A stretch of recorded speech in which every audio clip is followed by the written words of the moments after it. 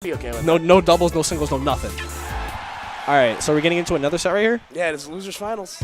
Run back of winners semis. Now, hopefully, there's these less two spaghetti than last time. Yo, yeah, if you didn't see them playing winners, Game 3 and Game 5 were very strange. Game 3 kind of ended abruptly. In Game 5, they both just kind of forgot how to play the game for a little bit. And then they remembered, and then Vivid ended up taking that game and the set. But now they find each other again here in losers finals. Same character choices. Yeah, I mean, I don't blame him. 60's definitely shown that he's really good at the Korin matchup, even though I think that Korin might actually win that matchup. Smart. Yeah, that air dodge can't really do anything.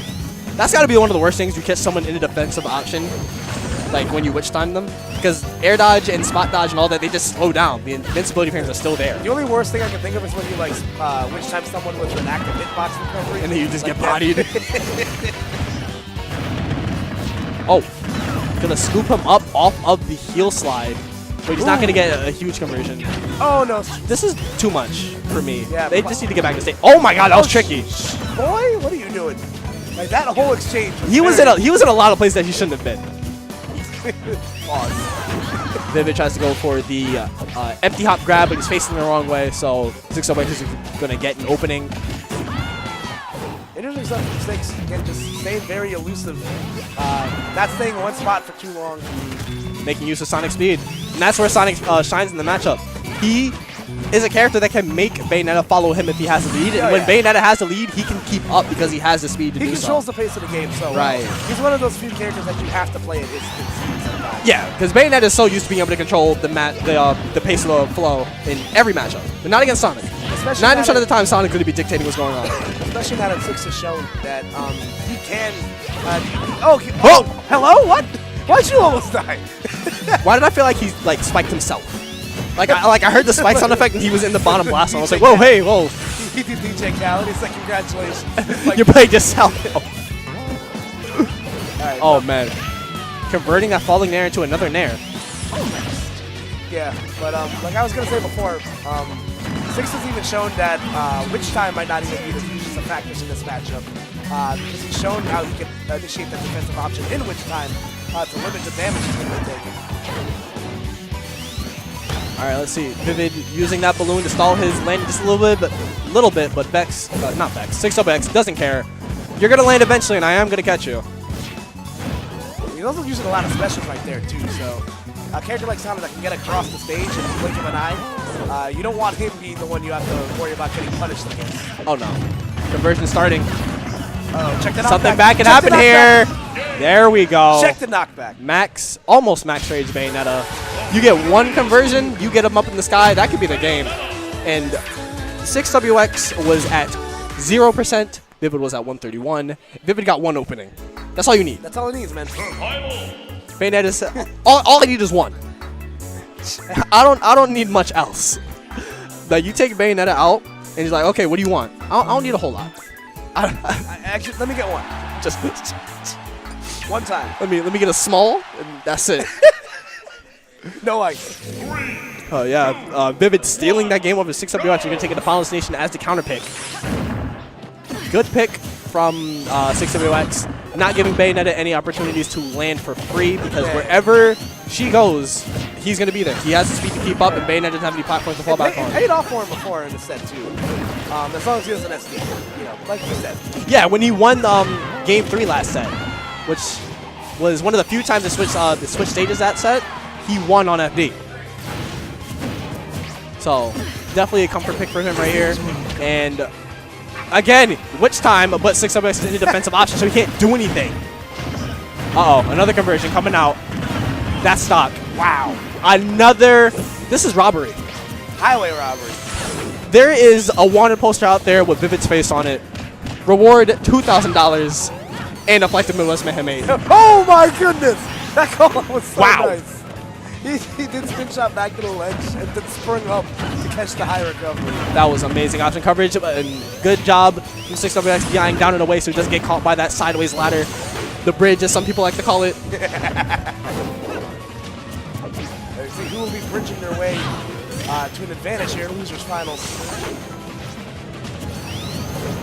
All right, now I can definitely see the change in pace in 6WX's gameplay because of what happened to him these past two games. he's gotten these games stolen from him. So he's making a concerted effort to not overextend and put himself in a bad position because he remembers what happened the last time that happened. Oh, yeah. All right, catch that landing with the F tilt. Oh, he's off stage. Nice job of winning that witch twist. Not overextending there because he knows that it wasn't true. Going for the second up air, and he could have got scooped up. I still would have done it. A lot of people would have done it. I'm real. And just opted for the safe stuff. Not overextending like you said. I like the little fake out right there just by hitting the B button to make it look like you're about to do something. All right, gets scooped up on the witch twist, but he's not going to get any big conversion right here. They're still, you know, on the ground, average altitude. That'll do it. Nice S smash on the landing right there. Duffed him. And the taunt coming out. He's feeling it. They've been taunting at each other this entire time. They're either having fun or they just don't like each other. Who knows? Or both. Maybe both. Like you ever heard of I talk to Biddy? It is fun. It is fun. But I wonder how well that game would have went for 6 if he didn't get his stock stolen from him that first time around. Because he was doing very well. And then all of a sudden, oh, I have 1 stock, and you still have all 3 yours. That's cute. So, game 3, going to Town and City. This is a rubber match. Winner of this game gets the game 5 advantage. Granted, the other player wins game 4, but the player who loses gets counter pick advantage. And to be honest, between these guys, game advantage means nothing. They would go into town right here. Oh, this could be bad. I like how we both knew. Yeah, we both know the platform jank with Sonic. At certain percents, if you do up throw, spring up air on a platform, it's guaranteed. Yeah, for sure. And at that point, at that altitude, it definitely would have killed if the percent window was there. One more time. This has to be the answer. He's really good at doing that. Yeah, he knows that as soon as Bayonetta catches spin charge or spin dash witch time, not only is it difficult for her to get in position to catch those, if he gets his defensive option out in time, he can't do anything about it. Pretty much. True, Oh, but no. I think he C-sticked that nair. I don't think he wanted that. I love it when that happens. Nice, catching that air dodge, but he's not going to get the enough under that up air to actually take the stock. He went for every aerial out of up throw. Oh, he tried to spring that time. It didn't work. Just air dodge. Uh-oh. I was getting hurt right there. Oh. Whoa, that was a very weird interaction. Now they're both just dancing above each other. Oh, shoot. Yeah, these guys are definitely flexing right now. Nice screen stop into the grab right there. Good to use forward throw. Get Vivid off stage. Now he just has to cover the get out. I don't know why he bothered to drop that spring right there. It's like really hard to get Mayo with spring. Bro. Sheesh. Bro, he didn't get Wes, but he got the balloon behind him with the bullets. Yeah, that's hype. Nice shot. Oh my god. Every single time I've seen the heel slide up air witch twist, every time he's gotten that, he's converted into a kill, so I expect him to do it again. But luckily for his 6-0X, he wasn't able to. Yep, and he was able to notice that Vin was going to land in a lot of lag right there, so.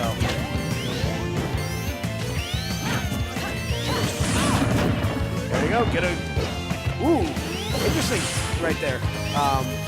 But that combo is true in certain percents. Spin dash into up air, back, jump back here. It's very early percents. Sometimes you can get like a falling up air out of it just in the combo. Shout out to that with it. Yeah, man. Essentially a frame 1 air dodge for Bayonetta.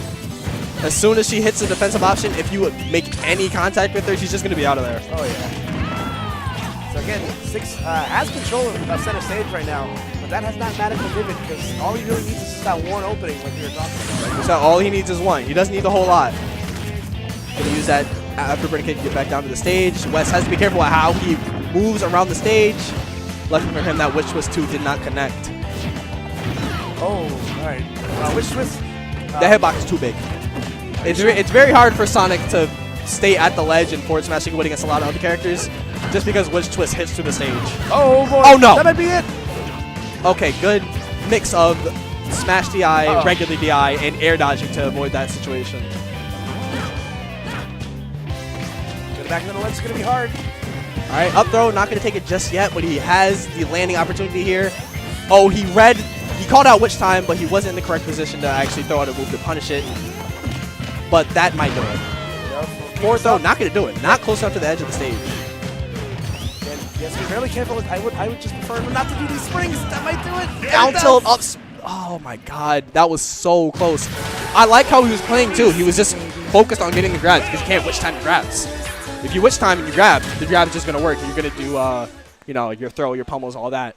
But the one time he went in for the grab, Vivid calls it out. Spot dodges down to the up air. Wasn't confirmed at that percent. He was just going to take the game with that. Yep. Getting great resilience there from Vivid. After the game, looks like he was going to slip away from him. You know, a couple of missed punishes from Six are going to give him a second chance at life. And now is on top in the rubber game, so Six is going to have to win 2 straight games. Yeah, man. That was the ever important game 3, and 6WX had it in the bag, but then he didn't. He had it and then he lost it. So hopefully he can keep it together. He had the bag and he dropped the bag. Yeah, exactly. Accidentally threw it away.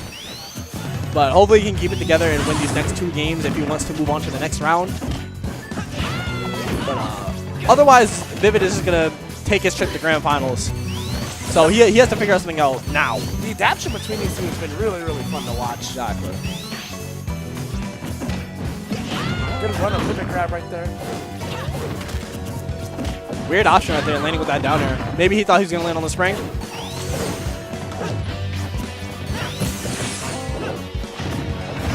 Uh-oh. Nice. That's something you have to put into a Sonic player's head very early on in the set, is that if you try to spring away, I am going to do something to try to punish you. God. That has to stop happening. I'm not used to seeing up smash pick up from the ledge. That's what I'm saying. Like, am I doing that move wrong? Am I bad? He sold his soul. Yeah, you're right. Just like Gon sold his soul for Peak Fire, he sold his for the up smash. Six going for a lot of spring edge guards here against Bayo. Not sure if I necessarily agree with that still. Good job getting away from that up air so he doesn't lose the stock. And actually, the interaction between Witch Twist and Spring, Witch Twist will beat Spring every single time no matter what. Yeah. But I think he is trying to go for the opportunities where Bayonetta has to jump out of the Witch Twist to recover and then hit her dead. Yeah, okay, that's fair. That or just, misdirection, that's not really a viable option because he can just Witch Twist through it. Yeah. So probably just trying to catch jumps. Has to leave it out and just chill on the taxi platform. Oh, in a bad spot right there, but able to get back relatively unscathed. Yeah, he got off the platform, but he's not out of the woods yet. Up tilt to the up air. Nice confirm. A little more percent, that's going to be a true kill confirm. So 6WX is going to have to watch out for that, watch his jump ins, but I don't think Sonic is going to have to jump in a whole lot at this point in the match. Yeah, pretty much. He's just going to try to skate around, get his pot shot damage before you eventually lose the stock. All right, Vivid tries to skip half of the combo and just go straight for the up air after the first Witch Twist. He clanks with the, oh my god, what is that? The Wicked Weaves or something like that? Yeah. I forget what that those moves are actually called. They're But called the Wicked Weaves. yeah, okay, thank you. But they are not actual like physical moves. They are coded as projectiles, so to speak. So you can still clank with them with active hitboxes. That's funny. Yeah, it's very weird. It's also funny in Bayonetta, the game. Oh, as the forward is That's going it. to connect, it'll do it. But the funny thing about the Wicked Weaves is 2 things. One, in Bayonetta, it acts as her clothes. It's like she's like parts of her clothes come off and it becomes the Wicked Weaves. And also, if you use the Nintendo-specific DLC costumes you get with Bayonetta, like if you use the Peach or Daisy costume, the Wicked Weaves become Bowser's hands and feet. Really? Yeah. That's cool. If you haven't, listen, if you're looking for a Wii U game to buy before you eventually throw it in the trash for your Switch, if you haven't already done so already, 2 things. Netflix, all right, 3 things. Netflix, Smash, Bayonetta 1 and 2. Play those games. Great Those games series. are phenomenal. Winged Dragon or Raw? Nah, it's Obelisk the Tormentor. Is that wrestling? What? Is that wrestling? No, that's Is that actual Bayonetta? no. That's you. Anyway, I'm confused. But game 5 gonna go to Lilat Again. I believe like the last set, yeah? Yep. Now, So- hopefully, unlike the last set, nobody's forgetting. Yeah, hopefully. That's all we can hope for. Like, you hate to see a site, a set that's so hyped, but it ends in spaghetti. All right, let's see what happens here. This was the counter pick of Vivid. So why do we didn't really get into it last game, or last set rather, but do you think that he just picked this stage for the bullet arts damage, or do you think there's something else there that we're not I think seeing? he's just like genuinely like the stage, because he's kind of picked a couple people here. Yeah, so. I'm saying. It's definitely a good Bayo stage. Probably one of her better stages. For sure. Not only just because of the bullet arts, but because she covers ground so easily. And Bayo can't really get lilatted, even though it did get kind of caught in no man's land the first set. All right, up to 4 there, good damage. 6OX not doing anything crazy, just getting what he can because he doesn't want to overextend too far and just drop the stock unexpectedly, especially with the set on the line. Bayo's walk is terrifying. Isn't it? It's like, oh no! Yeah, not enough percent to actually die from the bullet arts right there. I feel like 6OX is calling out these, oh no. I feel like he's calling out these wish times, but he's just like fat fingering your inputs, so he's not actually getting punishes on them. Yeah, that might be a thing. Like, usually you anticipate getting hit by the witch twist, so sometimes you kind of get stuck in La La Land and forget what's going on. That looks really scary. It did, honestly.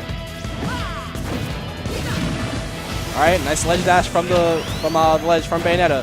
Basically a ledge dash. Yeah. Drop down afterburner kick. It's very tough to punish that option. You have to be like, you have to be at the ledge to bait it, and then you have to somehow be fast enough to go back to center stage to punish it. But as I was explaining that, Vivid is going to drop his first stock. 6OX only has 78%. He's in great position to take this game. If he just keeps up the defensive play, doesn't put all of his cards on the table unexpectedly or unnecessarily. Yeah. I was going to say, you definitely see Six opting for a little bit more of a reserve game this time. Just because of the few times he's overextended in the game, in the 10 games these guys have played. Right. You know, it's kind of gotten him killed. Oh no, that looked like it was about to do it. Yeah, the screen started shaking too to indicate the knockback, so I thought that was it. But that's it. That is a confirm. Falling up air to spring up air, and 6OX is going to take this at 3-2. And he is moving on to grand finals to face James. Whew. Albeit this is loser side for 6OX, so James is going to have to come through, sit back down. He's got to win 3 games, and if he wins those 3 games, he's heading to Chicago. But 6WX trying. What's up? Yeah. So six does the Wolf on Wall Street thing where Matthew McConaughey just hits his chest over and over.